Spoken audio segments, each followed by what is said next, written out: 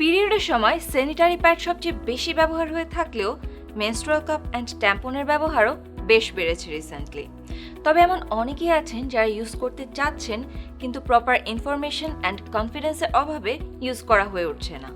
Hello everyone, আমি আরুষা। আজকে কথা বলবো menstrual cup, tampon and sanitary প্যাডের ডিটেলস নিয়ে।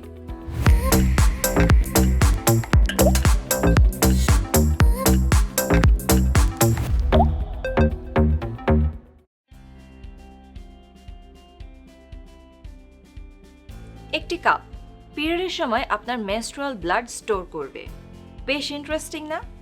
বলছি মেনস্ট্রুয়াল কাপের কথা। স্যানিটারি প্যাড অ্যান্ড ট্যাম্পনের অল্টারনেটিভ হলো ইকো ফ্রেন্ডলি মেনস্ট্রুয়াল কাপ। আপনার মতো আমিও ভাবতাম কিভাবে ব্লাড স্টোর করে এই ছোট্ট একটা কাপ। আমার এই মেনস্ট্রুয়াল কাপ ইউজ করার সাহস জোগাতে সময় লেগেছিল প্রায় 2 থেকে 3 মাস। But after using it I asked myself where was it all this years. Yes, এটা এতটাই কমফোর্টেবল অ্যান্ড ইউজফুল। চলুন দেখি how it works. Menstrual cup একটি রিউজেবল ফেমিনিন হাইজিন প্রোডাক্ট। খুবই ছোট, ফ্লেক্সিবল, ফানেল শেপড এই কাপটি সিলিকন, রাবার আর ল্যাটেক্স দিয়ে তৈরি। এই কাপ এমনভাবে ডিজাইন করা যা পিরিয়ডের টাইমে প্রপারলি ব্লাড স্টোর করে রাখতে পারে। বিভিন্ন ব্র্যান্ডের মেনস্ট্রুয়াল কাপ অ্যাভেলেবেল আছে, তবে আপনাকে চুজ করে নিতে হবে আপনার পারফেক্ট সাইজ অনুযায়ী। মেনস্ট্রুয়াল কাপ দুটি সাইজে আছে, একটি লার্জ আর একটি স্মল। কিভাবে বুঝবেন কোন সাইজটা আপনার ফিট হবে? আপনার বয়স যদি 30-এর কম হয় এবং blood flow light to medium হয় তাহলে আপনি সিলেক্ট করুন স্মল সাইজ। এবং আপনার বয়স যদি 30-এর বেশি হয়ে থাকে এবং আপনি মা হয়ে থাকেন তাহলে সিলেক্ট করুন লার্জ ভার্সন। মেনস্ট্রুয়াল কাপ অন্যান্য মেথডের তুলনায় বেশি ব্লাড হোল্ড করতে পারে। ফ্লোয়ের উপর ডিপেন্ড করে ম্যাক্সিমাম 12 ঘন্টা পর্যন্ত একটানা এই কাপ পরে থাকা যায়। ফ্লো বেশি হলে 5 থেকে 6 ঘন্টা পর পর কাপ রিমুভ করে ক্লিন করে নিয়ে আবার পরুন। এতে কাপ ওভারফ্লো হওয়ার চান্স থাকে না। প্রথম মেনস্ট্রুয়াল কাপ ব্যবহারে একটু আনকমফোর্টেবল লাগতে পারে, তবে রাইট ওয়েতে ইউজ করলে it can be a life saver.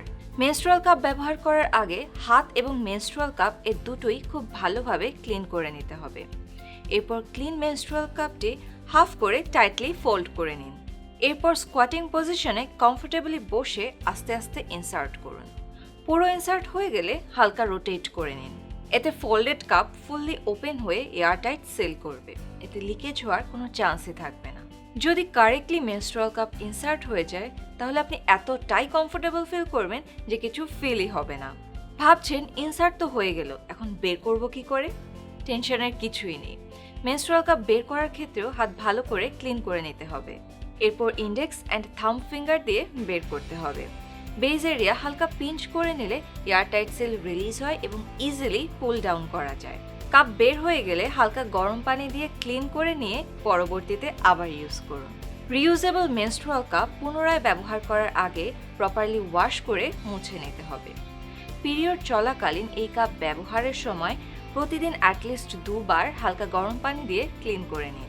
Period শেষ হয়ে গেলে হালকা গরম পানি দিয়ে ধুয়ে নরম কোনো কাপড়ে পেঁচিয়ে বাতাস চলাচল করে এমন জায়গায় স্টোর করুন।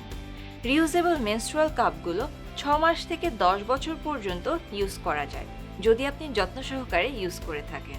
মার্কেটে রিউজেবল মেনস্ট্রুয়াল কাপ ছাড়াও ডিসপোজেবল মেনস্ট্রুয়াল কাপ পাওয়া যায়। আশা করছি মেনস্ট্রুয়াল কাপ নিয়ে এখন প্রপার ইনফরমেশন পেয়েছেন।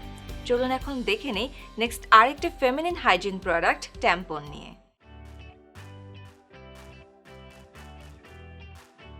ট্যাম্পন এটা দেখতে কেমন তা না জানলেও এর নাম নিশ্চয়ই শোনা হয়েছে। এটা মেনস্ট্রুয়াল কাপের মতো ব্লাড স্টোর করে না, বরং ব্লাড সোক করে। ট্যাম্পন কিছুটা সিরিঞ্জের মতো ফাংশন করে। এর ম্যাটেরিয়াল হিসেবে থাকে কটন বা রেয়ন যা ব্লাড অ্যাবজর্ব করে। এই ম্যাটেরিয়াল কম্প্রেসড হয়ে থাকে যা ব্লাড অ্যাবজর্ব করলে এক্সপ্যান্ড হয়ে যায়। Tampon material barrel or applicator দিয়ে র্যাপ করা থাকে। প্লাঙ্গার নামক পার্ট ট্যাম্পনকে অ্যাপ্লিকেটরের ভেতর দিয়ে পুশ করে কিছুটা সিরিঞ্জের মতো। প্লাঙ্গার মুভ করার জন্য অ্যাপ্লিকেটরের গায়ে ফিঙ্গার গ্রিপ থাকে। এক হাত দিয়ে এই গ্রিপ হোল্ড করে আরেক হাত দিয়ে প্লাঙ্গারের লাস্ট পোর্শন পুশ করে ইনসার্ট করতে হয়। ট্যাম্পনের শেষ প্রান্তে স্ট্রিং থাকে যা ট্যাম্পন বের করার সময় পুল করা হয়।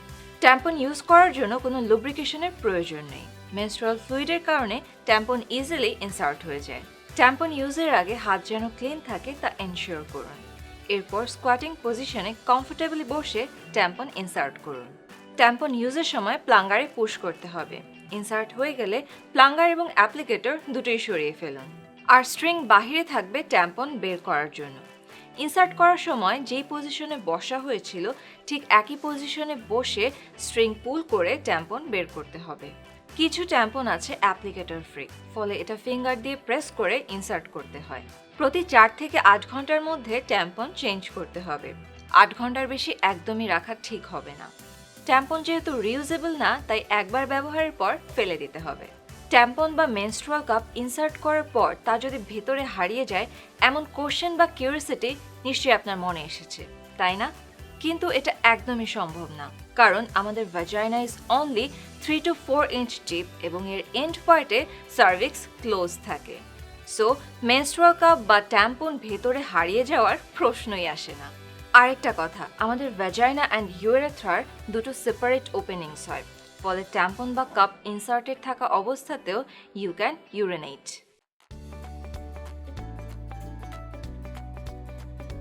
এবার আসি most common feminine hygiene product sanitary napkin নিয়ে।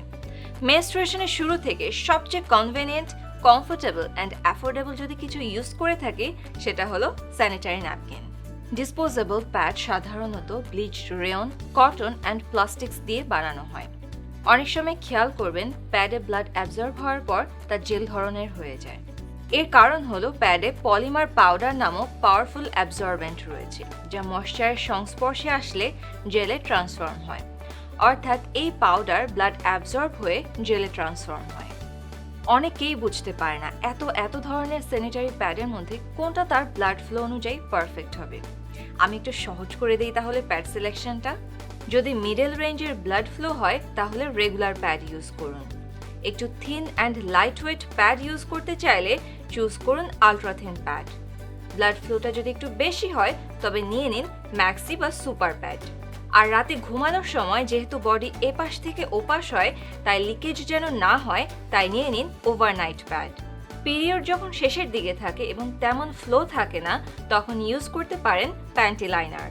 অনেকেরই প্রশ্ন থাকে যে আমার তো ব্লাড ফ্লো কম, তাহলে একটা প্যাড আমি কতক্ষণ ইউজ করতে পারবো? ব্লাড ফ্লো কম বেশি যাই হোক না কেন, 3 থেকে 4 ঘন্টার বেশি একটা প্যাড ইউজ করা একদমই ঠিক না।